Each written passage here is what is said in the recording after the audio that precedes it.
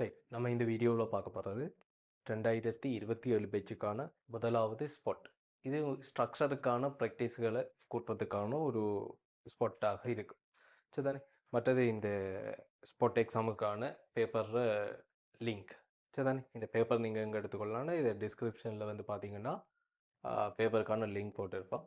அதுலேருந்து நீங்கள் எடுத்துக்கொள்ளக்கூடியதாக இருக்கும். சரி, முதலாவது கேள்விக்கு போகலாம். வரைவு முறையை பயன்படுத்தி 4 சை எக்ஸ் வர்க்கம் பெரிது அல்லது சமன் மட்டு எக்ஸ் ஆக 2 ஒரு சமநிலையை தீர்க்க சொல்றாங்க.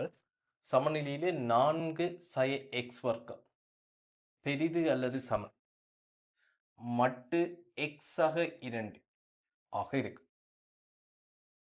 இதுல ரெண்டுக்கும் வரைவு முறை தான் பயன்படுத்தப்படும். வரைவு முறை எனக்குள்ள இந்த 4 சை எக்ஸ் வர்க்கத்துக்கான வரைவை பார்ப்போம். y சமன் 4 சை எக்ஸ் வர்க்கம். அப்போ y சமன் மைனஸ் எக்ஸ் வர்க்கம்ன்றது உங்களுக்கு ஓஎல் இருந்து உங்களுக்கு தெரிஞ்சிருக்கணும். ஓஎல் அறிவை பயன்படுத்தியே அதை கீறக்கூடியதாக இருக்கணும். உற்பத்தியினூடாக செல்கின்ற உயர்வு வடிவ வையச்சு பற்றி சமச்சீராக இருக்கிற பரவடை. உற்பத்தியினூடாக செல்கின்ற ரைட் வையச்சு பற்றி சமச்சீராக இருக்கின்ற உயர்வு வடிவ பரவளையாக இருக்கும். ரைட், பரபோலிக் ஷேப்பாக இருக்கும். இதான் y சமன் மைனஸ் எக்ஸ் வர்க்கம். இது நேரடியாக சொல்லலாம்.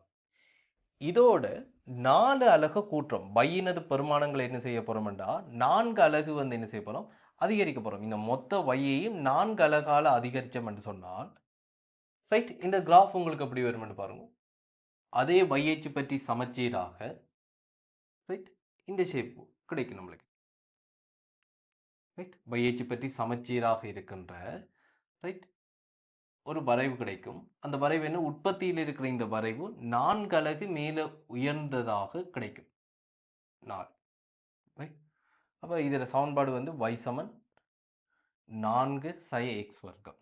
இப்போ எக்ஸ்ஹெச் இது எந்தெந்த இடங்களில் இடைவெட்டுது, இந்த வலை எக்ஸ்ஹெச் எந்தெந்த இடங்கள் இடைவெட்டுது என்று எப்படி காரணம் என்றால் y 0 ஆகும்போது எக்ஸிட பெருமானம். y 0 ஆகுனா எக்ஸ் வர்க்கம் சமன் 4 என்று வரும். எக்ஸ் வர்க்கம் 4 என்றால் எக்ஸ் வந்து 2 ஆகவும் இங்க வந்து என்ன சொல்லும் சய 2 ஆகவும் வரும். எக்ஸ் வந்து 2 ஆகவும் இங்க வந்து என்ன சொல்லும் சய 2 ஆகவும் வரும். அடுத்து y சமன் மட்டு எக்ஸ் ஆக 2. அடுத்து நமக்கு போறது y சமன் மட்டு எக்ஸ் ஆக 2. y சமன் மட்டு எக்ஸ் ஆக 2 என்றால் இதுல ஷேப் எப்படி வரும்? முதல் இது எந்த இடத்துல 0 ஆகும் என்று பாருங்க. இந்த வரைவு எந்த இடத்துல 0 ஆகும் எக்ஸுக்கு பதிலாக சய 2 போடும்போது 0 ஆகும். எனவே y சமன் மட்டு எக்ஸ் ஆக 2 என்ற வரைவு சய 2 கூரையுடைய ஒரு வி வடிவமாக இருக்கும். சய 2 கூரையுடைய ரைட் அந்த ஷாப் எச் இருக்குதானே இந்த வீரக்கூர் இது வந்து எங்க வரும் சய 2ல வரக்கூடிய மாதிரி இருக்கிற ஒரு ஷேப்ல வரும். இப்ப இதுக்குள்ள 2 வரைவு இருக்கு. ஒன்று நேர்படித்திறன் வரைவு, அடுத்தது இந்த மறைப்படித்திறன் வரைவு. நேர்படித்திறன் வரைவண்டக்குள்ள அது எக்ஸ் ஆக 2 ஆகவும் மறைப்படித்திறன் வரைவண்டக்குள்ள அது மைனஸ் எக்ஸ் மைனஸ் 2 ஆகவும் இருக்கும். அப்ப நேர்படித்திறன் வரைவிட வெட்டுத்துண்டு 2 அது 4 விட குறைவாக இருக்க வேண்டும். y சமன் எக்ஸ் ஆக 2 இது மறைப்படித்திறன் வலை y சமன் மைனஸ் எக்ஸ் மைனஸ் 2 இந்த வெட்டுத்துண்டு 2 ஆக இருக்கும். சரிதானே? ஓகே, இங்க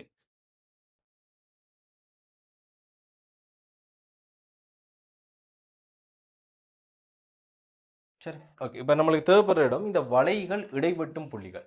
இந்த வளைகள் இடைவெட்டும் புள்ளின்றது இங்க வந்து பாருங்க.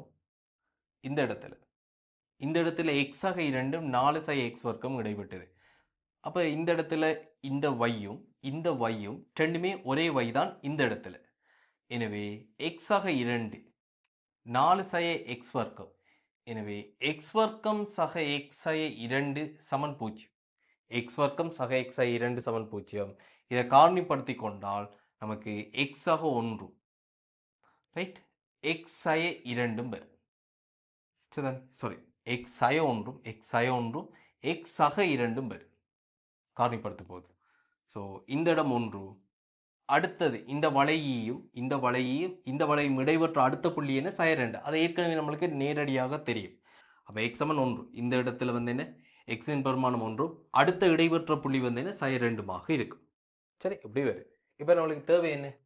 4 sin x வர்க்கம், அதாவது இந்த நீல வரைவு மட்டு x ஆக 2, அதாவது இந்த சிவப்பு வரைவுக்கு மேல அல்லது அதுக்கு சமனாகிற இடங்கள், நீல வரைவு மேல இருக்கணும் அல்லது நீல வரைவும் சிவப்பு வரையும் சமனாகிற இடங்கள் என்று சொன்னால் இதுக்கான தீர்வு, அங்க கேட்ட சமநிலைக்கான தீர்வு sin 2க்கு x ஆனது 1க்கும் இடையே காணப்படும். ரைட், இது முதலாவது கேள்வி. அடுத்தது பாருங்க.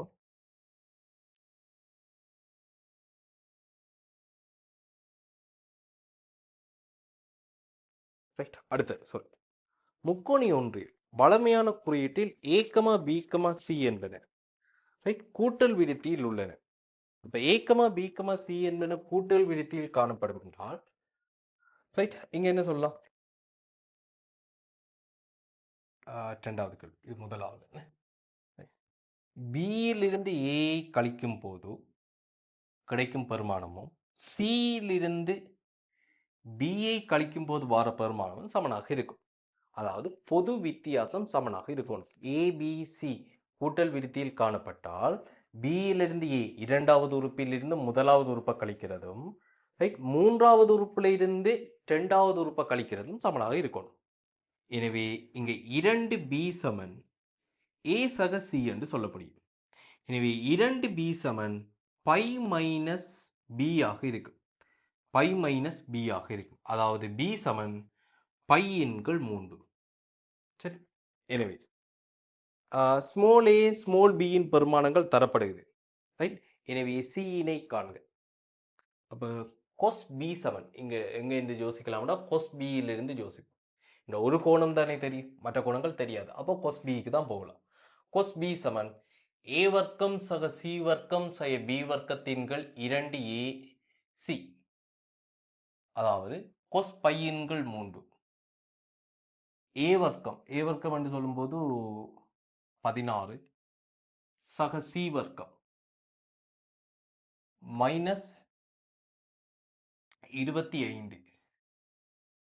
ரைட், 2 தர 4 தர 2 தர 4 தர c, 2 தர 4 தர c.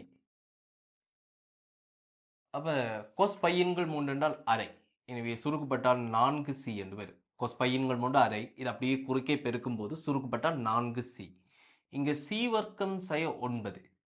எனவே c வர்க்கம் சக 4c, c வர்க்கம் சக 4c. ரைட், அடுத்தது சக 9. ரைட், இப்படி வரும். சரிதானே? ஸோ இந்த பக்கம் எடுக்கிறோம். என்ன சொல்லுங்க, அரை சுருக்கப்பட்டா வந்து என்ன சொல்லும் 4c என்று வரப்போகுது. இங்க 16 25 சுருக்கப்பட்டா சய 9. சாரி, இந்த பக்கம் தான் கொண்டு வரும். என்ன சின்ன சுருக்கள் இருக்கு, சமனுக்கு இந்த பக்கம் கொண்டு வரும். c வர்க்கம் சய 4c சய 9 இப்படி வரும். எனவே c சமன் 4 சகவோ சய வர்க்கமூலம். 4 சகவோ சய வர்க்கமூலம் 16 என இதட வர்க்கம் b வர்க்கம் சய 4a 1 தர c சய 9 அதன்கள் 2 c 4 சகவோ சய வர்க்கமூலம் இங்க 16. சரிதானே? இங்க வந்து 36. சரி, இங்க வந்து 16, அங்க 36. எனவே 52 அதன்கள் 2. சரி, இல்ல 36 வரும். இதுல வந்து என்ன சொல்லுங்க 16 இருக்குது. எனவே 52. எனவே 4 சகவோ சய 2 வர்க்கமூலம் 13 அதன்கள் 2. எனவே 2 சகவோ சய வர்க்கமூலம் 13. 52 என்றால் 4 தர 13. 4 தர 13. அப்ப இது 2 வர்க்கமூலம் 13 அதன்கள் 2 சுருக்கப்பட்டால் c இப்படி இருக்கு. சரிதானே? c வந்து 2 சகவோசைய வர்க்கமூலம் 13 இருக்கும். ஆனா சி என்பது ஒரு பக்க நீளம். என்ன பக்க நீளம் மைனஸாக வர முடியாது. அப்ப 2 சய வர்க்கமூலம் 13 என்பது அது ஒரு மைனஸ். வர்க்கமூலம் 13 2 விட பெருசு தானே. எனவே சி சமன் 2 சக வர்க்கமூலம் 13 இருக்கும். அடுத்தது மூன்றாவது கேள்விக்கு போகலாம். நோட் பண்ணிக்கொள்ளுங்க. அடுத்தது மூன்றாவது கேள்விக்கு போவோம். அடுத்தது மூன்றாவது கேள்வியை பாருங்க. ரைட், இந்த கேள்வி வந்து என்ன சொல்லுவோம், காவிகள் சம்பந்தமான கேள்வி.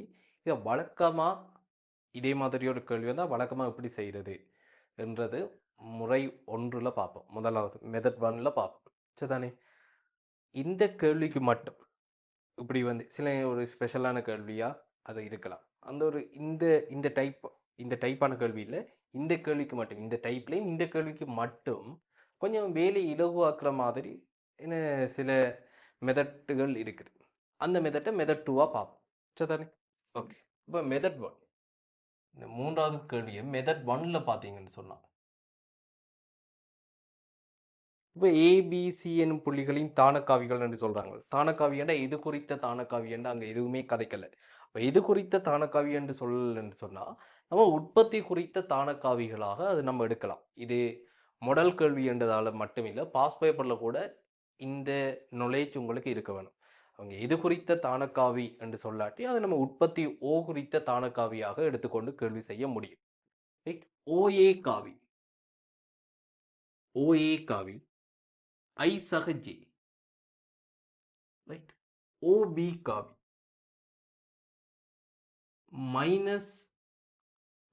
ஐ மைனஸ் ஜே. அடுத்தது ஓசி காவி, ஓசி காவி மைனஸ் ஐ பிளஸ் ஜே ஆக இருக்கு. சரி, இப்ப பிசியின் நடுப்புள்ளி டி ஆகும். ஏடியின் நீளம் வர்க்கமூலம் 2 என காட்டி, ரைட், ஏடிக்கமா ஏசிக்கு இடையிலான கோணத்தை காண்க. இப்ப ஏபிசி என்ற ஒரு முக்கோணியை வச்சுக்கொள்வோம். ஏபிசி 3 புள்ளிகள், 3 புள்ளி இணைச்சா அவனோட முக்கோணி தான் வரணும். இப்ப பிசியின் நடுப்புள்ளியின் டியா. சரி, ஓகே.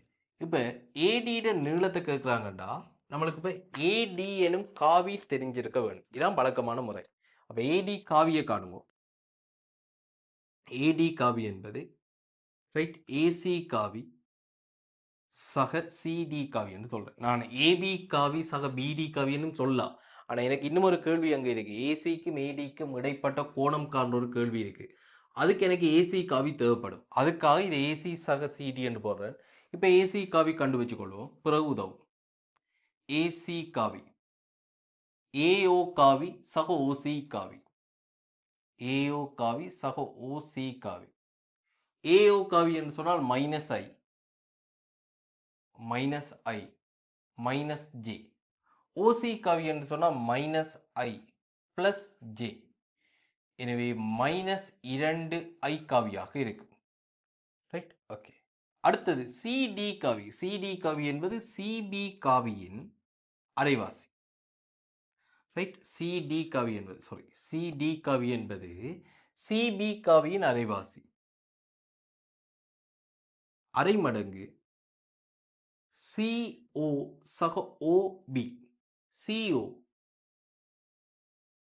சக OB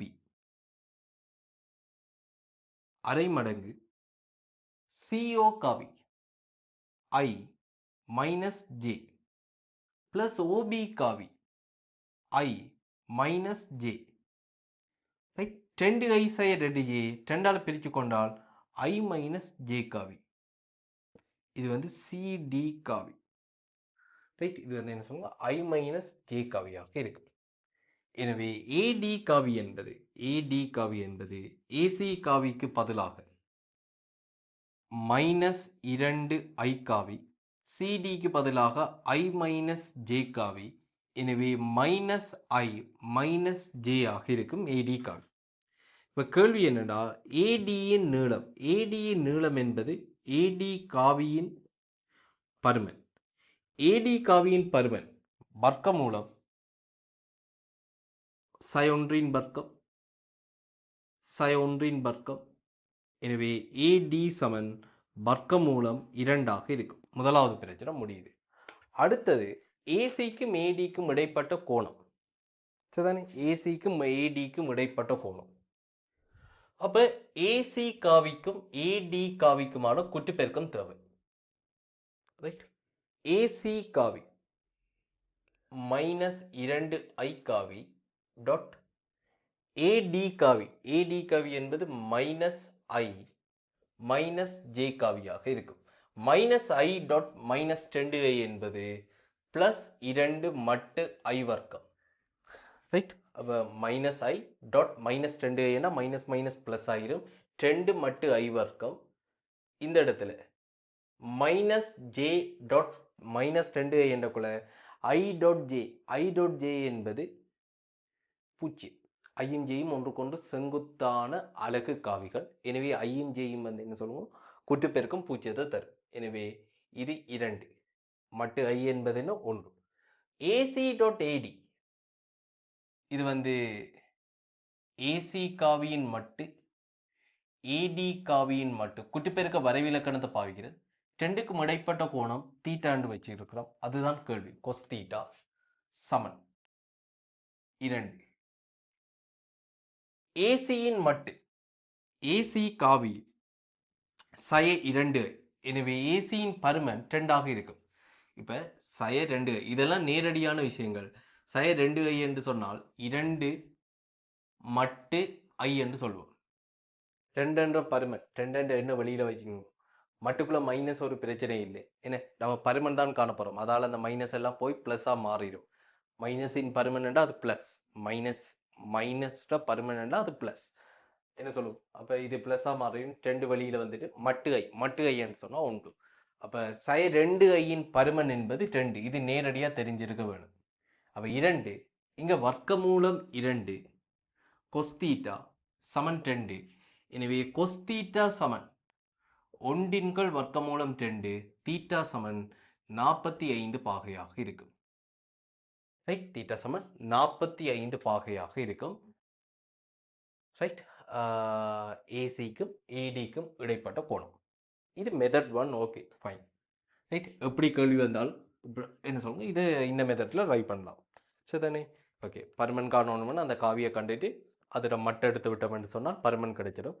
குற்றுப்பெருக்கத்தை எடுத்துக்கொண்டு அவற்றுக்கு இடைப்பட்ட கோணத்தை காணலாம். இது ஒரு வழக்கமான ஸ்டாண்டர்டான மெத்தட்.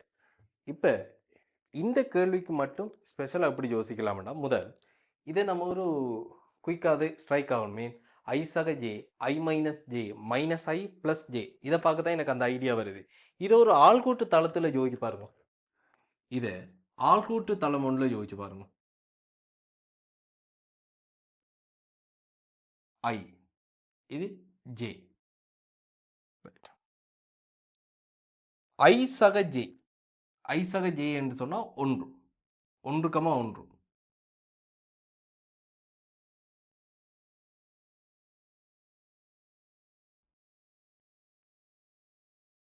இது 1,1 இது புள்ளி A ஆக இருக்கு. அடுத்தது I மைனஸ் ஜே I இது 1 மைனஸ் ஜே -1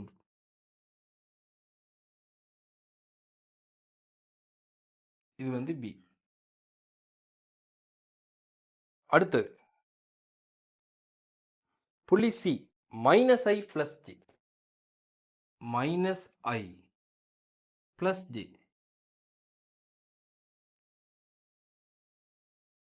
ரைட்? அப்ப இது வந்து என்ன புள்ளி C ஆக இருக்கும். ரைட்? ABC என்று சொல்லக்குள்ள இப்படி வரப்போகுது. இதில் பிசியின் நடுப்புள்ளி. ரைட்? கட்டாயம் பியும் சியும் இணைக்கிற கூட உற்பத்தி கூடாதான் போகணுமே. இது 1 இது சை1 இது 1 சை1 இது ரெண்டையும் இணைக்கிற கூட கட்டாயம் வந்து என்ன சொல்லுங்க, இங்கு உற்பத்தியின் ஊடாக மட்டும்தான் போக முடியும். சரி, ஓகே. அப்ப இடத்துல பிசியின் நடுப்புள்ளி டி. இதுக்கு காரணமே தேவையில்லை. ரைட்? இந்த நீளம் வர்க்கமூலம் 2 இந்த நீளம் வர்க்கமூலம் 2 ரைட். அப்ப எப்படி வர்க்கமூலம் 2 என்றோம்? 1 1 வர்க்கமூலம் 2 1 1 வர்க்கமூலம் 2 இந்த நிலம் ஒன்று தானே. அப்போ 1 1 அப்ப இந்த நிலம் என்ன? வர்க்கமூலம் 2 பைத்தாகரஸ் தேற்றப்படி. அப்ப பிசியின் நடுப்புள்ளி என்றது டி. டி என்றது என்ன? நம்மளுக்கு உற்பத்தியாக வருவீங்க, பூஜ்ஜியங்கமா பூஜ்ஜியமாக வரும். இப்ப ஏடியின் நீளம் தான் கேள்வி. ஏடியின் நீளம் என்றது என்ன? ஏடியின் நீளம் பாருங்க, இது 1 ரைட், இது 1, இது செங்கோண முக்கோணி. ஸோ ஏடி நீளம் என்னவா இருக்குவீங்க? ஏடி சமன் வர்க்கமூலம் 1 வர்க்கம் சக 1 வர்க்கம் வர்க்கமூலம் 2. பைத்தாகரஸ் தேற்றத்தை போட்டாச்சு. இது 1 இது 1. அப்ப ஏடி நீளம் என்னவா இருக்கும்? வர்க்கமூலம் 2. அடுத்தது ஏடிக்கும் ஏசிக்கும் இடையிலான கோணம். ஏடிக்கும் ஏசிக்கும் இடையிலான கோணம் என்ன? இந்த தீட்டா. அப்ப ஏடிக்கும் ஏசிக்கும் இடையிலான கோணம் இது தீட்டா. இந்த செங்கோண முக்கோணியை பாருங்க. செங்கோண முக்கோணியில நீங்க இந்த நீளம் என்ன? 1. இந்த நீளம் 1 தானே. இந்த நீளம் 1. tan theta. tan தீட்டா சமன் என்ன வரும்? 1/1. அப்ப 1. அப்ப தீட்டா சமன் 45 பாகை. அப்ப இந்த கேள்வியில இது இந்த 1 sin 1 என்று மட்டும் பாரதால நம்மளுக்கு இதை வந்து என்ன சொல்லுங்க, இப்படி ஒரு ஜியோமெட்ரிக்குள்ள கொண்டு வந்து செங்கோண முக்கோணிகளை வச்சு ஈஸியா சிம்பிளா செய்யக்கூடிய மாதிரி இருக்கு. ரைட், அப்படி செய்தாலும் சரி. சரி, ஓகே.